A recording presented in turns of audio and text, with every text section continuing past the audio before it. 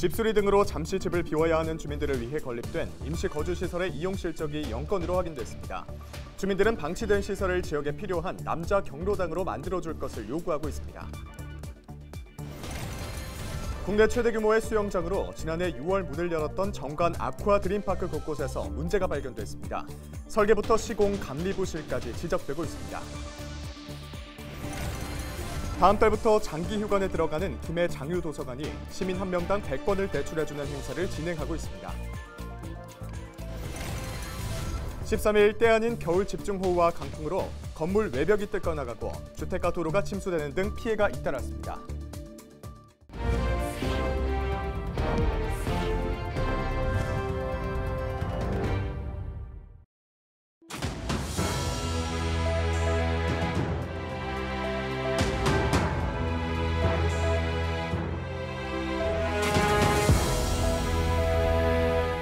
여러분 안녕하십니까? 헬로티비 뉴스입니다.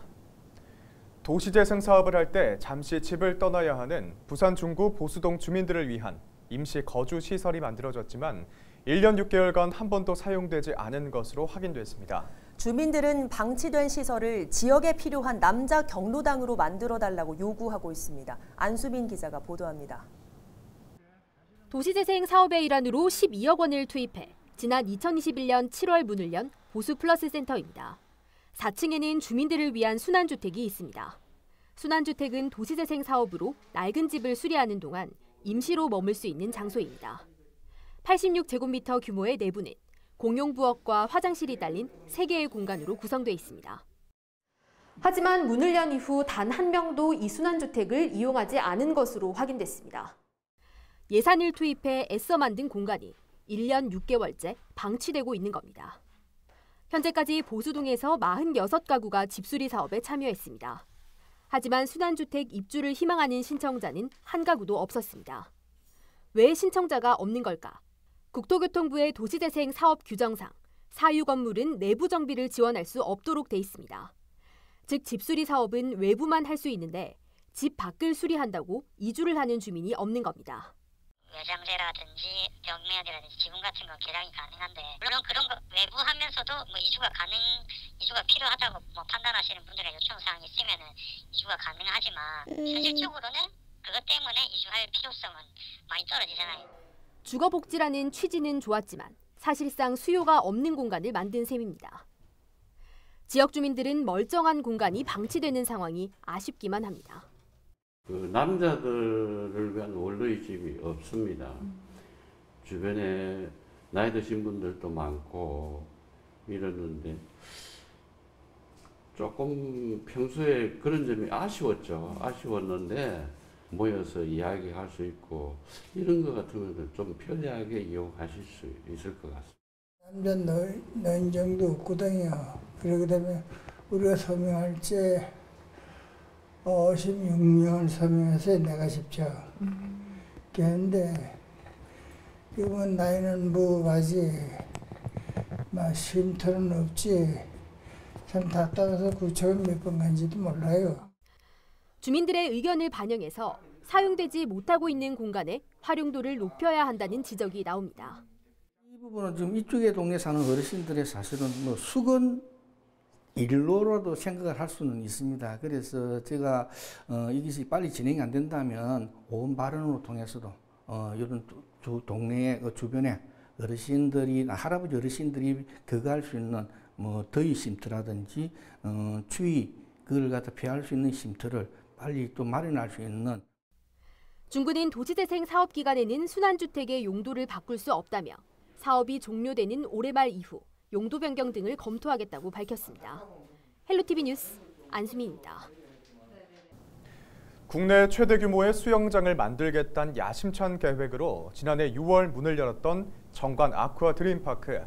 혈세 500억 원을 투입했지만 설계부터 시공, 감리까지 온갖 문제점이 드러났습니다. 졸속 행적의 전형이란 지적입니다. 장보영 기자입니다. 기장의 아쿠아 드림파크입니다. 전국 최대 규모의 수영장을 내세우며 지난해 6월 개장했지만 2개월 만에 문을 닫아야 했습니다. 지하 기계실과 전기실에 물이 들어차는 사고가 발생했기 때문입니다. 사고의 원인은 수영장에 물을 공급하는 탱크 내부의 수위 조절 시설이 제대로 작동하지 않은 것. 물이 들어차면 작동하는 배수 시설도 가동되지 않았고 결국 약 700톤의 물이 지하실로 고스란히 들어왔습니다. 다른 문제도 줄줄이 드러났습니다. 지하수 배관 도면이 빠진 채 준공 승인이 난 데다 수영장 배수관 연결 부분은 잘못된 소재를 사용해 부식이 진행되면서 일부 파손되기도 했습니다. 지자체가 전문업체에 맡긴 누수원인 조사 용역에서 설계와 시공 오류, 감리 부실까지 총 63건의 문제점이 지적됐습니다. 저희 군 입장에서는 송구스럽게 생각하고요. 관련자 문책, 민형사상 법적 조치 등을 이행할 예정입니다. 오는 16일부터 약 4주간의 일정으로 감사원이 감사를 진행할 예정인 가운데 기장군의회 의원들은 시운영조차 하지 않고 급히 개장한 아쿠아 드림파크가 졸속 행정의 전형이라 비판했습니다. 또 시설 운영 중단으로 인한 피해액이 172억 원에 달하고 정상 운영한다 해도 매년 41억 원이 적자일 것이라며 재발 방지 대책을 마련하라고 촉구했습니다. 그래서 이번에 어떤 근거가 돼서 감사원 감사가 지적이 나오면은 기장군 전체의 사업장을 다시 총체적으로 점검을 해야 된다. 국민의 안전과 생명이 그리고 혈세 낭비는 다시는 일어나면 안 된다. 졸속, 부실공사의 전형이 돼버린 아쿠아 드림파크. 기장군은 오는 17일 주민설명회를 열어 조사 과정 전반에 대해 알리고 오는 5월 말 재개장한다는 계획입니다. 헬로티비 뉴스 장보영입니다. 때 아닌 겨울 집중호우와 강풍으로 건물 외벽이 뜯겨나가고 주택이 침수되는 등 피해가 잇따랐습니다. 13일 오전 11시 20분쯤 부산 기장군 철마면의 한 야산에서 토사가 흘러 배수구를 막았습니다. 이보다 앞선 오전 11시쯤에는 부산 연제구의 한 도로에 설치된 맨홀 뚜껑에서 물이 역류해 소방대원들이 안전조치했습니다. 같은 날 12시 40분쯤에는 부산 사상구의 한 건물 외벽이 강풍에 뜯겨져 나갔습니다. 13일 비바람이 몰아친 부산에는 소방서 집계 15건의 피해가 발생했습니다. 가뭄이 극심했던 경남 곳곳에서 오랜만에 비가 내렸습니다. 기상청은 저기압의 영향으로 남해안을 비롯한 경남 대부분 지역에 30에서 80mm, 서부 경남과 지리산에는 최고 100mm의 비가 내리겠다고 전망했습니다.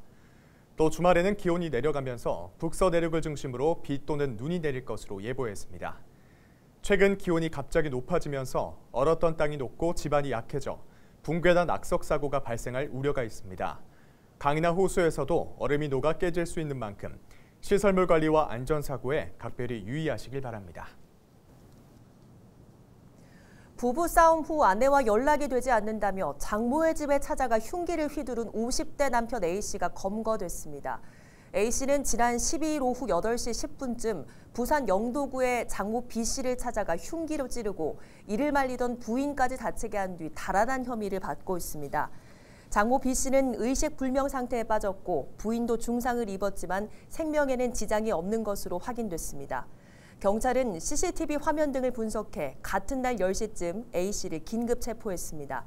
경찰은 A씨를 상대로 범행 동기 등을 조사한 뒤 구속영장을 신청할 예정입니다. 13일 새벽 2시 10분쯤 경남 김해시 한림면 한 야산에서 불이 났습니다. 불이 나자 산림당국은 진화인력 84명을 투입해 2시간 만에 주불을 진화했습니다. 이번 화재로 나무와 숲이 불에 탔으며 다행히 인명피해는 발생하지 않았습니다. 산림당국은 이번 화재의 원인과 피해 면적을 조사할 계획입니다.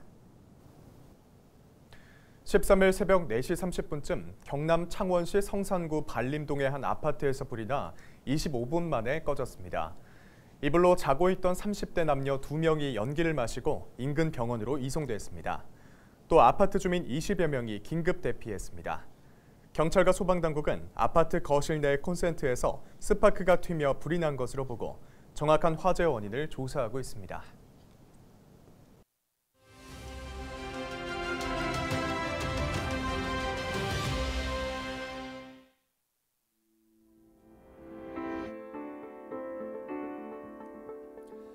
통계청의 자료를 살펴보면 지난해 취업자 수가 2,808만 9천 명으로 1년 전보다 81만 6천 명이 증가한 것으로 나타났습니다. 22년 만에 가장 큰 폭의 증가라고 하는데요. 코로나19 위기와 경기 침체 속에 반가운 소식처럼 들립니다.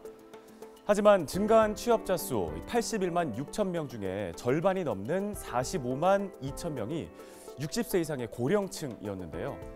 50대는 19만 6천 명 증가했고 20대와 30대 취업자 수는 각각 11만 2천 명 그리고 4만 6천 명 증가하는 데 그쳤습니다.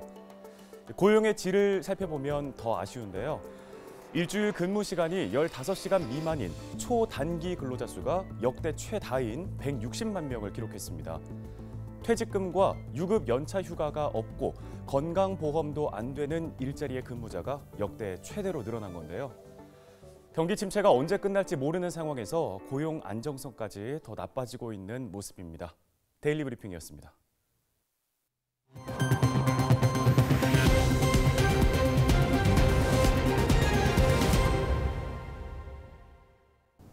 김해 장유도서관이 다음 달부터 장기 휴관에 들어가면서 시민 한 명당 100권까지 책을 대출해주는 행사를 진행하고 있습니다. 행사 첫날에만 1000여 명의 시민이 몰리기도 했는데요. 김영민 기자가 다녀왔습니다.